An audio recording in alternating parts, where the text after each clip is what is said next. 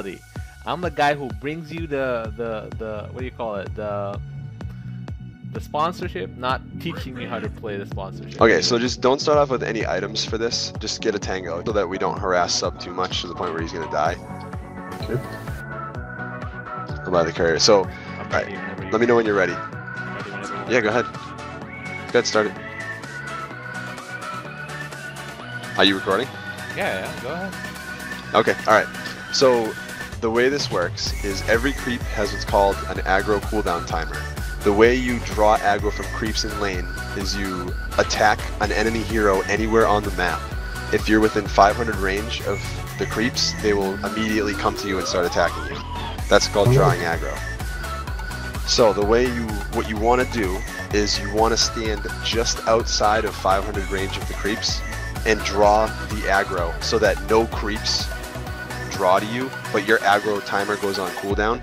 And then what you do is you step into the 500 range, where normally they would draw to you if you attack your opponent, but because your aggro timer is on cooldown, they won't. So you're allowed like a couple of hits to harass. Hey, mommy's it. Oh, okay. So I'll show you this That's against Sub. You cheated, didn't you? Yeah. I turned cheats on. What? So it's fine. No way. You know what? Alright, also, for playing mid, you want to also block your lane, and you want to do that like this. You want to block the creeps so that your creep wave is farther back than his. Okay. You know what I'm saying? I'm familiar. I'm with sure that you've seen move, that before. Yeah. Okay. So, Sub, I'm just going to show him. Can you come mid, Sub? Quickly, Yeah, if you have sure. a blink dagger or whatever. Oh You said yeah. I don't know, go down. Yeah, there's no cooldown. I need, there we go. Okay, so Sub's here. So watch, if I stand within 500 range, right, and I try to attack him, see the other creeps come on me? They come at me? Right. Okay, so watch is it this. the attack animation? No, it's clicking the enemy hero. You don't even have to attack. You just click the enemy hero. Okay, See how they just came to you? Yeah, yeah. Okay, so that's how you draw aggro. Now if you're out of, so hover over your attack damage. You'll see Okay. your attack range is 550, right? So you're out of Yeah. 500 units. So what you do is, you attack a creep, right? And then you stop. And so I'm past 500 units of that creep, right? Okay. And then as soon as you gauge your distance, you attack the hero, and then you run in and you attack him more, like that. So watch, when the creep waves meet middle, I'll show you this. Sub, can you just stand there so I can show him this like properly? All right, ready? See how I just attacked him and the creeps didn't draw to me? Yeah, yeah. You see that? All right, I'll do it again. Watch. See how I got 2 last hits in and they didn't draw to me? 2 attacks Yeah. and they didn't come to me? Are you So attacking try that. your creep or? I'm attacking the enemy creep to gauge my distance to make sure I'm within or above 500 units, and then I'm attacking the hero in that same distance, and then I'm running in and attacking the hero again.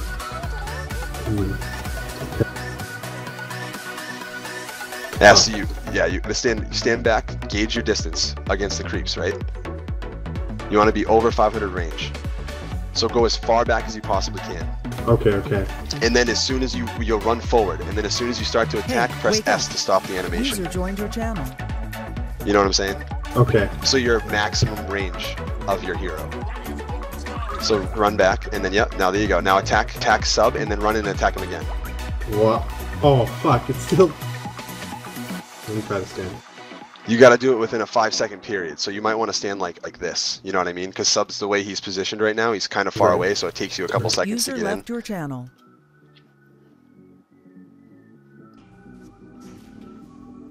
Middle is missing. Let me try this one more time. Yeah, no problem, no worries. Sub, can you move up just a little bit? Like just move up just yeah, right there, perfect. Middle is There you go. missing. Holy. Now you fuck. can also do this fog. So can you see me right now, Sub? Watch. Yeah. Oh, you can see me? Oh shit. Oh, let me draw the creep wave down. Ready? See, I draw the creep wave down. Now I go up to the high ground. Now can you see me on the high ground now? Now you can attack him from the high ground where he can't see you. Okay. If you're in fog of war, you can also harass. If the enemy can't see you. I'm familiar with that one. That one. Okay. Okay. So the aggro timer thing. So let's see. How do I do this? I can do it right in the middle of the creep wave if you're smart enough. If you keep the creeps Ed, watch, ready? See, I just attacked him twice, right next to the creep, and it didn't attack me. Yeah. It's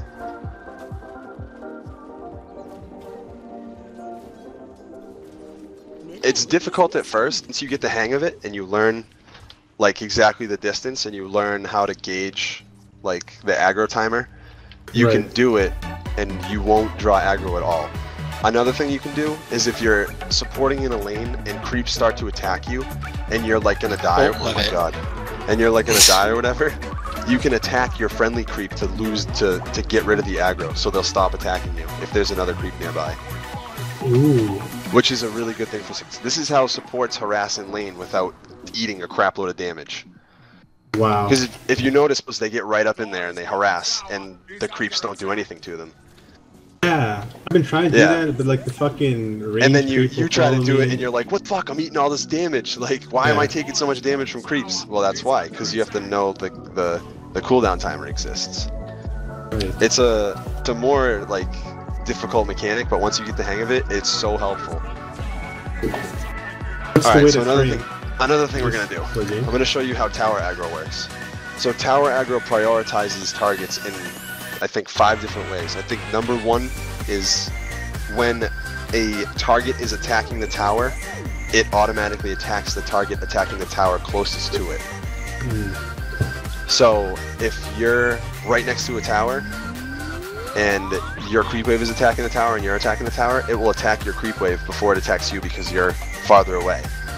But if you go under the tower, even though the creeps are close and they're attacking the tower, and you try to attack an enemy hero, you'll draw the aggro to the tower because the tower prioritizes its hero.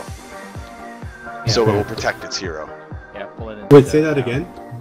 So if you're under a tower and an enemy hero is nearby, and your creep wave is attacking the tower, and the tower is attacking the creep wave, your creep wave, and you go to attack the enemy hero, you will draw the tower aggro to you. It will stop attacking the creep wave, even though the creep wave is attacking the tower and it's closer. It will immediately prioritize saving its own like hero. So it will start attacking whoever's attacking its hero. You know what I'm saying? Okay. So if you're under a tower, you can like walk up to a hero and scare them away. But if you just keep in mind that if you click on the hero, the tower is going to attack you if you're within range. Okay, you're right. So another thing you can do if the tower starts to attack you and you accidentally do that is you can right click if you have right click to deny on. I don't know if you do, or you press an A and then click your attack move button, you press A click. You A click on your own friendly creep or hero and it will stop the tower from attacking you. And does that have like a timer built in so I can do that? You can do that whenever. Watch, here, we'll push the wave here so I can show you. I'm gonna just push the wave here, sub.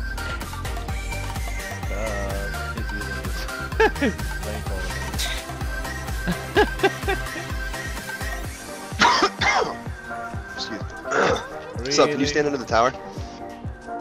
Just like kind of stand back so when this goes under. Alright, so watch. Attacking the creeps, right? Now I start attacking sub. See how it attacks me now? Now I click my creep, and it stops attacking me. It attacks my creep. See? Okay. But can you start attacking sub again? After you... you have to, the way that you want to harass the hero is you want to do it between the tower changing targets. So when the tower prioritizes a new target, you have a second where you can attack the hero without drawing aggro if you attack your creep immediately after.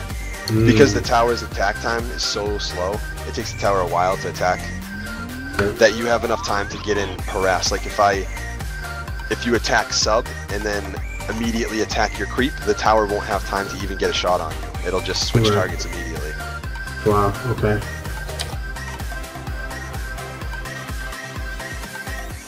This is actually way harder to explain than I thought it would be. I'm sorry I'm probably making this really confusing for you, but I'm trying to... I like how he's giving you guys a divine rapier there and he's just ignoring it. I know. I don't want it. What am I going to do with that? I don't want to kill sub. I like sub.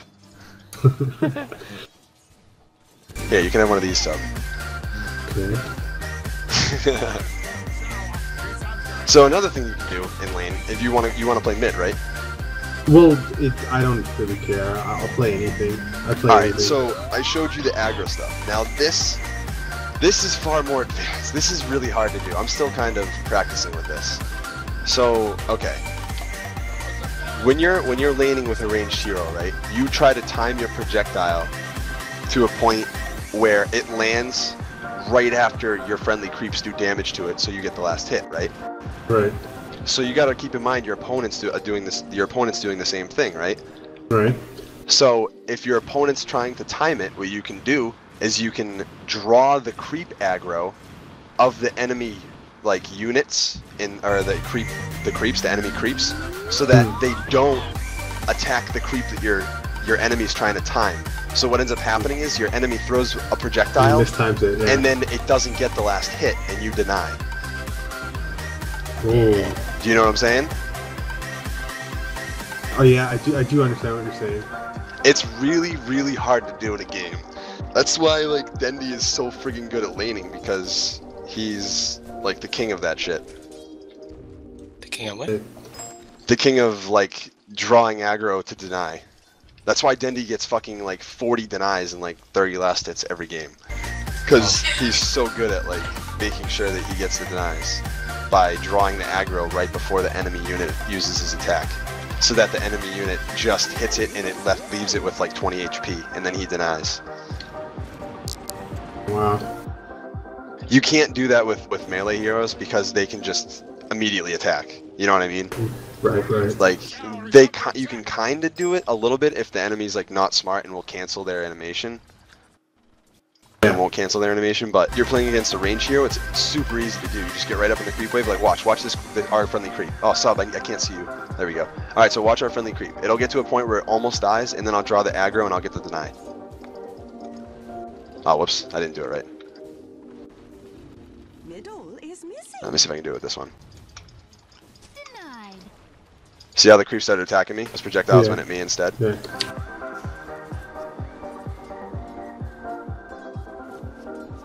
This is like a lot harder mechanic to do because of the way that like creeps do a good amount of damage. You have to time it perfectly. It's like,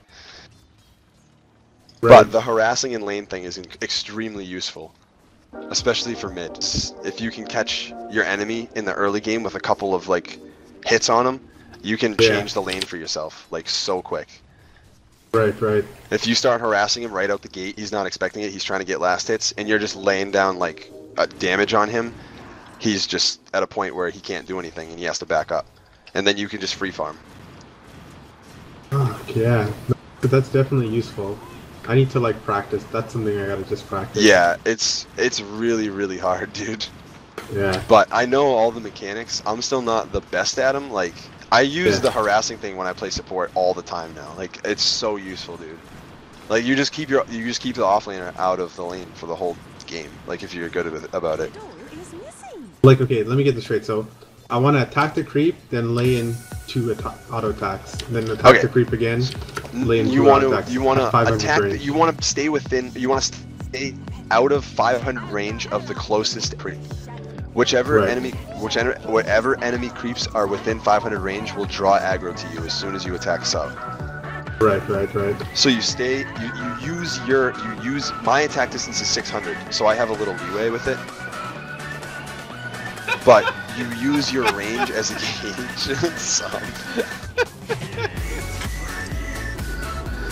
Yes. I'm kidding. Shit, man. No! No!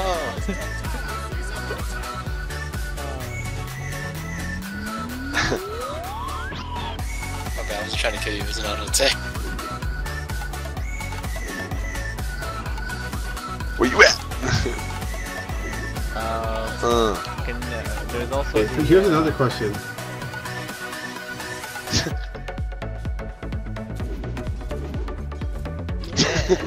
I'm gonna die. Oh no, the creeps can't hit me. I'm not gonna die.